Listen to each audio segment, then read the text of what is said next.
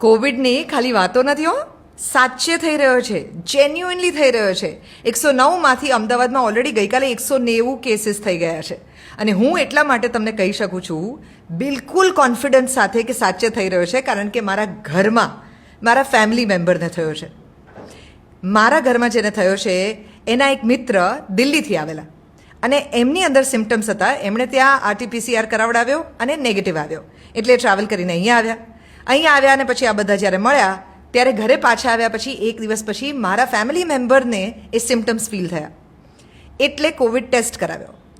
બપોરના ટેસ્ટ કર્યો, બીજે દિવસે વહેલી સવારના એનો રિપોર્ટ આવ્યો. રિપોર્ટ પોઝિટિવ આવ્યો. સિમ્ટમ્સ કયા કયા હતા? તાવ જેવું લાગે, શરીર તૂટે, કારણ કે આપણને કોવિડ થઈ ગયો છે એટલે આ વખતે જ્યારે કોવિડવાળું શરીર તૂટે તો તમને ઓટોમેટિકલી ખબર પડી જાય કે આ નોર્મલ નથી. આ પેલો જે અનુભવ કર્યો તો એ પ્રકારનું છે. ફટીગ લાગે, તમને વીકનેસ ખૂબ જ લાગે અને તમને બિલકુલ પથારીમાંથી ઊભા થવાની ઈચ્છા ન થાય એન્ડ બહુ જ ઇરિટેશન આવે. તમે ઇમોશનલી પોતાની જાતને કંટ્રોલ ના કરી શકો એવી પ્રકારની ફિલિંગ આવે. હવે મારા ફેમિલી મેમ્બર તો ક્વોરન્ટીન છે અને ઓલરેડી 3 દિવસ થઈ ગયા, બીજા 2 દિવસ બાકી છે. 5 દિવસનું ક્વોરન્ટીન તો થવાનું જ છે.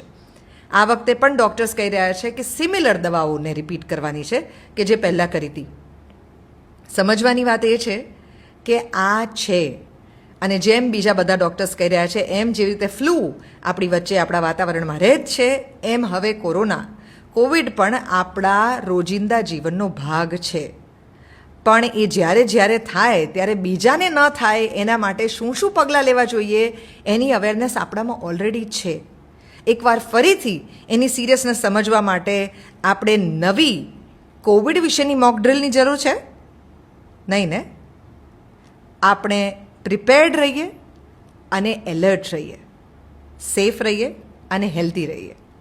દેવકી કે સાથ, જનહિત મેં જારી.